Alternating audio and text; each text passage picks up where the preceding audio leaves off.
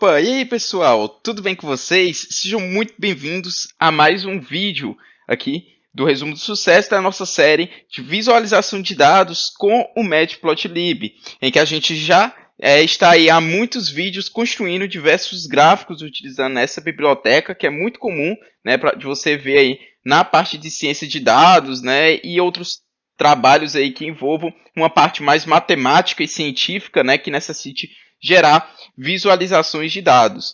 E bem, no vídeo de hoje a gente vai continuar vendo mais visualizações, a gente vai ver agora os gráficos empilhados, tá? A gente vai ver duas visualizações de gráficos empilhados, tá? A gente vai construir agora um gráfico de barras empilhado, tá? Yuri, o que é esse empilhado, né? O que esse empilhado quer dizer? Bem, a gente pode imaginar como uma pilha de pratos, né? Eu não vou colocando simplesmente um prato em cima do outro, aqui é como se eu fosse colocando um elemento em cima do outro, né? Da minha visualização. No entanto, ele não é um gráfico muito comum de você ver, assim, é muito difícil você ver esse tipo de visualização, até porque ela é bem mais específica e tem que tomar um cuidado. Eu acho que o cuidado que você tem que ter com essa visualização é semelhante ao que você tem que ter com o gráfico de setor, por exemplo, né? E vocês vão entender já já o que eu estou querendo dizer. Mas vamos lá. Gráfico de barras empilhado. Como é que eu faço? Bem, a gente já conhece a plt.bar, né, dos vídeos anteriores, em que simplesmente eu passo o x aqui, passo o meu y, tá? E aí com isso eu já consigo construir, né? Deixa eu só colocar aqui um ponto e vírgula no final. Com essa função, a plt.bar xy, você já consegue construir uma visualização de gráfico de barras normal, tá? No entanto, se eu quiser colocar outro gráfico de barras, né, numa tentativa de fazer um empilhamento, né, se eu escrever embaixo plt.bar xy2, tá? O que é que vai acontecer? Eu não vou ter uma situação de empilhamento, eu vou ter uma situação de um gráfico subscrever o outro. Eu estou falando de barras, né? É uma área, é um retângulo. Então, nesse ato, eu acabo prejudicando a visualização, porque, por exemplo, na semana 1, eu não sei o que o funcionário 1 fez, por exemplo, de carga horária. Eu só sei o funcionário 2. Porque o que é que aconteceu? O funcionário 2, né? Deixa eu até chamar aqui para a gente visualizar isso. Ó. O funcionário 2, na primeira semana, ele fez 12 horas, tá? O funcionário 1, ele fez basicamente 12 horas também, tá? Só que, como um gráfico subscreve o outro, para mim não fica intuitivo que o azul tem a mesma quantidade de horas que o laranja, tá? Porque numa situação em que o laranja tem a mesma quantidade ou é uma quantidade superior ao azul, eu não vou conseguir ver nada do azul. Eu só consigo ver alguma coisa nas situações opostas, né? Em que o azul ultrapassa o laranja, como você pode perceber, tá? Mas, enfim, não é algo bacana, porque eu estou dependendo de valores aí, situações específicas para conseguir visualizar alguma coisa, então meu gráfico fica ineficiente, fica confuso, tá? Então como é que eu pratico realmente o empilhamento, tá? Para isso a gente passa um parâmetro, tá? A gente tem que fazer essa questão de ficar botando plt.bar, plt.bar, só que nos plts.bars abaixo, né, que a gente quer justamente ir agregando em um formato de pilha, a gente utiliza um parâmetro que a gente não viu nas aulas de gráfico de barra, né? Que é o bottom, tá? Com 2T, dessa forma aqui, tá? O que o bottom quer dizer? Bottom, ele tem um sentido de justamente referenciar o que está abaixo, né? Então, o que é que eu estou querendo dizer? É que, tipo, ó, abaixo desse gráfico aqui vai ter alguma coisa, tá? Então, basicamente, eu vou passar aqui o Y do meu gráfico superior, tá? E aí, dessa forma, eu consigo fazer o empilhamento, tá? Para a gente entender melhor, eu vou fazer um exemplo simples aqui em cima. Eu vou colocar 1, tá? Ele vai gerar um gráfico de barras com uma única barra com a altura 1, tá? Quando eu coloco um plt.bar 1, 2 e eu boto bottom igual a 1, o que é que vai acontecer? Ele vai desenhar esse cara aqui, ó, até o 1, tá vendo? Só que esse bottom vai determinar o quê? Que eu só vou começar a traçar esse gráfico aqui a partir da altura 1, tá? Se eu, por exemplo, colocasse aqui, em vez de 1, eu botasse 0, né, eu vou estar simplesmente subscrevendo totalmente, tá? Então, aqui é um esquema para fazer o gráfico empilhado, né? Porque eu estou colocando para esse gráfico só começar quando esse concluir, tá? E aí eu consigo fazer o empilhamento. No entanto, tem que ter um cuidado. Lembra que eu falei que esse gráfico, tu tem que ter um cuidado quando for manipular ele, estruturar ele? É porque pode causar uma falsa interpretação. Por exemplo, aqui quando eu olho para a altura do laranja, parece que ele está valendo um 3, mas a gente sabe que o laranja não vale 3, ele vale 2, tá? Só que o que acontece é que justamente eu tenho que ver a altura só do laranja, da parte que está de laranja. Então eu tenho que pegar tipo 3 menos 1, 2. O laranja tem altura 2, então é isso que ele vale. Enquanto o azul só vale 1, né? Porque é 1 menos 0, né? Fica só o 1 nesse caso, né? Então tem que tomar muito cuidado com a interpretação, tá? Quando você for estruturar, para não causar confusão para o leitor, né? De olhar aqui, o cara laranja trabalhou 3 horas, o azul trabalhou só 1 hora. Não. Não é assim que lê esse gráfico. Esse gráfico você tem que ver em relação à diferença da altura, tá? Por isso que vem a ideia, a gente viu no vídeo passado, né? A ideia de justamente você adicionar textos às visualizações. Então você pode usar essa mesma artimanha que a gente viu no vídeo anterior, né?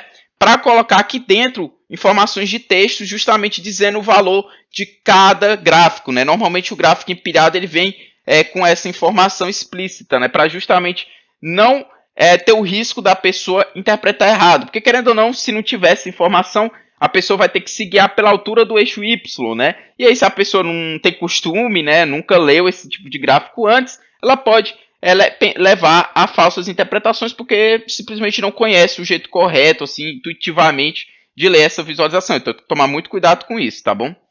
Então, é assim que a gente consegue fazer gráficos empilhados, tá? Mas tem que tomar muito esse cuidado, tá? E aí, a gente vai incluir aqui o outro gráfico de barras, né? Que a gente está trabalhando com 3 funcionários, né? Então, vou colocar aqui. Nesse caso aqui, eu preciso incluir a altura do Y, tá? E do Y2, tá? E aí ele consegue empilhar, tá? Lembra que apesar do Y e Y2 serem arrays, né?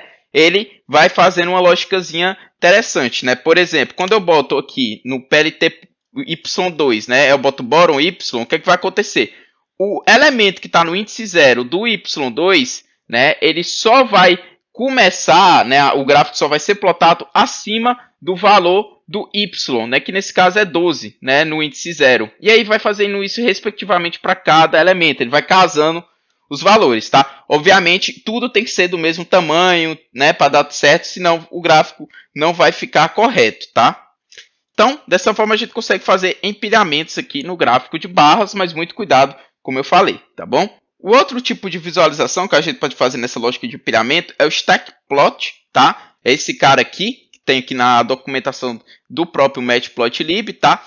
Ele é como se fosse um gráfico de linhas empilhado. Não é exatamente linhas, né? Gráfico de áreas empilhado. Pronto, eu acho que esse é um nome bacana para esse tipo de visualização, tá? Como é que eu gero essa visualização? plt.stackplot, tá? Coloco o eixo X, que é justamente o que eu quero que determine a posição horizontal das coisas. Nesse caso, são as semanas, né? Semana 1, semana 2, etc.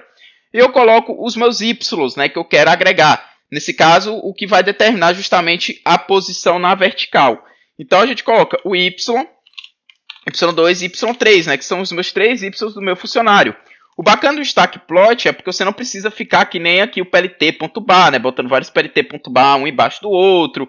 Fazer também essa questão do bottom, né, que tem que ir incrementando baseado nos que já foram incrementados, né, e tal. Aqui você simplesmente agrega como parâmetro do stack plot, né? Então é bem bacana por conta disso, certo? E quando eu executo isso aqui, ele já gera pra gente, né? Deixa eu só botar o ponto e vírgula aqui no final, para não ficar os códigos ali. Pronto, ó, tá aqui. O gráfico é um gráfico de área, como você pode perceber, tá? Que basicamente ele traça a linha como se fosse um gráfico de linha normal, né? Como a gente já viu lá no primeiro vídeo desse conjunto de vídeos de construção de visualizações com Matplotlib, né?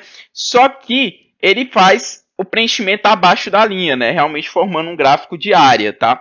E aqui nesse caso ele faz o empilhamento, beleza? Só que aí o que acontece é aquele mesmo cuidado com o gráfico de barra empilhado, tá? O laranja aqui, ele não vale 25, ele vale a diferença entre o que está aqui e o que está aqui. É justamente a altura do laranja, o verde é só a altura da parte verde e o azul é só a altura da parte azul. Então tem que tomar o mesmo cuidado lá no gráfico de barra empilhado com a interpretação em relação ao eixo Y, tá bom?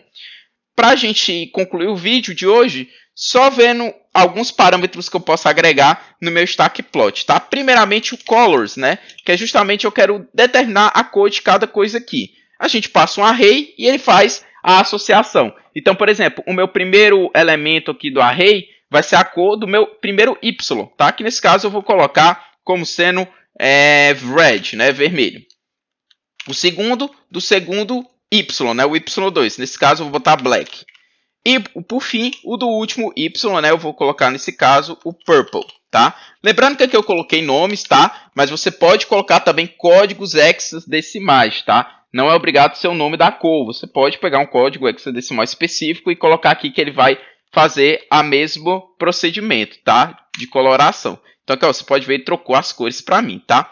Outra coisa que tem aqui também é o labels, tá? O labels é justamente o das etiquetas, né? Que nem a gente sempre faz em todas as visualizações. E aqui funciona da mesma forma que o colors, né?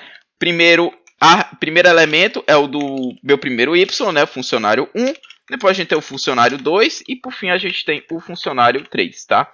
Eu executo isso aqui e pronto. Tenho que botar o plt.legend, né, para dar certo. Deixa eu agregar aqui plt.legend. E pronto, ó, ele aqui colocou funcionário 1, 2 e 3 aqui pra gente, tá vendo?